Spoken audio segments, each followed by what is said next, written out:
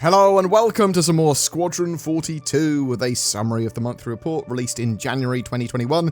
This is the main way we receive Squadron 42 Star Citizen single player updates currently.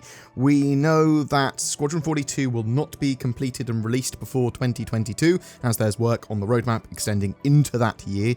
It's done when it's done, with no compromises is basically what Cloud Imperium have said. So they're also not going to be showing any Squadron 42 specific gameplay until it's closer to launch anymore, because they want to start a marketing hype for the game that doesn't then die down before it's released. So we won't see the briefing room return as a video series until later down the line. A little disappointing, as I do want more information and pretty videos on the development of Star Citizen and Squadron 42, not less. However, I do think that it was important for Cloud Imperium to outline their view and plans, as they have here, and said, look, this is what we want to do. This is why we want to do it. We should see some additional bits added to the roadmap on the 27th of January. That will give us a bit more indication of where Squadron 42 might fall, but it is very much a art rather than any form of science to try and work out these dates, and I'm pretty bad at drawing, so bear that in mind. We don't have an indicator really of when Squadron 42 Episode 1 is going to launch. That said, currently on the roadmap, there are some interesting Squadron 42 specific things, including aquatic vehicles, Xi'an cargo, the RSI Bengal carrier. All of those almost certainly will be making it into Star Citizen's Persistent Universe at some point. It's just at the moment they're Squadron 42 specific in the midterm, as well as a load of locations and environments, which are mostly in the Odin system. Anyway, let's take a look at the Squadron 42 monthly report newsletter, which covers November, December, and what Cloud Imperium are moving into now in January 2021. Level design had a highly productive end to 2020, aiming to complete a slice of gameplay, starting from when the player first arrives on their home ship. This milestone required the collaboration of many different departments and encompassed work from all design teams and utilised the social elements refined throughout the year. It was a hugely successful exercise, giving level design the tools and knowledge they need to complete the rest of the campaign. There's been work on NPCs for the Chow line, so they can now pick up crockery, get food, get drinks, sit down, eat, socialise, then clear up afterwards. And you can actually see them eating the food and the food diminishing on their plate. They worked on FPS weapons and gear as well, further developing EVA animations, blackout, staggers, vandal combat, and surrendering behaviours. They are updating running, jogging, locomotion, push-pull, and various NPC interactions, greetings, farewells, bumps, and story-specific scenes. Uniforms and outfits were improved too. They completed some character work for Morrow, White, Kelly, and Webster. People aboard that Idris, and they also made their eyes more realistic, which is apparently pretty important because obviously it's supposed to be this cinematic experience, and you want characters holding your gaze correctly. This was largely focused on Chapter 4 though, that work, which also saw sound effects and music content done for it too. Tech Animation have been working on a major overhaul to facial rigs and their assets. They've been polishing the Morrow tour with the gameplay story team, saying it's been great to see so many people working hard on this area of the game, and this has meant that many long-standing tasks were addressed by other teams. The graphics team improved stability and fixed bugs in line with the latest internal Squadron 42 milestones.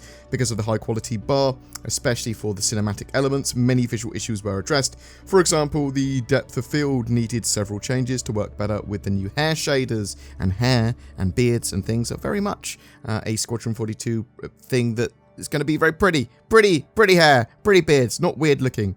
They worked on very detailed social areas with NPCs enjoying their spare time, so this is going to be their rooms and interactive items in their rooms, reading books, how they decorated their room, what art have they got in their living quarters.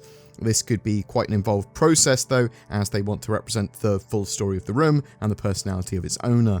They have been working on getting the Gladius to gold standard with its new tech, sort of updating it all so it's all in line with the most recent updates. The HUD there has been updated to use the new 3D UI tech. They've been working on UIs for holo briefings, and we've got mounted turrets they've been being worked on. This will allow a fixed weapon to be fired and aimed via players' movement and is a sub-feature of the sort of cooperative locomotion stuff that they've been working on. They've also implemented FPS radar and scanning and have begun working on zero-G push and pull locomotion to allow players to traverse space by grabbing and releasing fixed items in an environment. So you sort of like literally pull yourself around a hull of a ship or on rungs of a ladder in EVA or whatever, similar to how astronauts maneuver around the International Space Station. There was work on physics optimizations, bullet drag, shock waves, soft body deformation, as well as support for side distance field tech, which is going to be used for more than just shields and gas clouds and stuff. They've worked on object container streaming, sort of general optimization for that, and stress testing. There is a firing range in the Idris, and NPCs can now use that systemically. Functionality for the designers to detect mission fail states such as deliberate friendly fire was added. Now, if conditions are met, the player will fail a mission and be taken to a predetermined scene. They made progress on a new hacking mechanic that allows players to bypass security systems. Development of the Vandal language has progressed too, with the team reviewing the latest updated dictionary. And that's it really for the Squadron 42 update this month. If you want to see some more of the features that are being worked on, they're also being subsumed in Squadron 42, check out my Persistent Universe Star Citizen monthly report, which I did earlier in the month. Check that out. It's like a sister report. I'll link it down below. But what do you think? Could we see Squadron 42 in 2022? Or is that still too early to tell? When do you think it will be released? Are you more interested in Squadron 42 or Star Citizen's Persistent Universe? Are you disappointed with the lack of Squadron 42 meaty updates? Or does it not really matter until it's closer to release anyway? Whatever your thoughts, I'd love to hear from you in the comments below. Every month we have a ship giveaway. For January 2021, we're giving away 5 different ships to 5 different randomly chosen winners.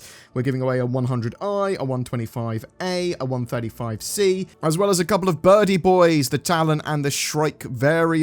All you need to do to be in for a chance of winning is comment on any of my videos made during January. That's it, although I would appreciate if you liked and subscribed. I also shill for NordVPN. They protect your datas and your informations from people that are trying to data intercept it with a Herald or Mercury Star Runner. You see how I built that into Star Citizen based lore. As in, animate a little radar dish or a Mercury Star Runner stealing someone's data, and then NordVPN somehow blocking that. But if you are looking for a VPN, NordVPN is a very affordable VPN that can get you better access to the internet, help keep you secure and protected, and help you maintain your privacy. Links down below for a discount on Nord.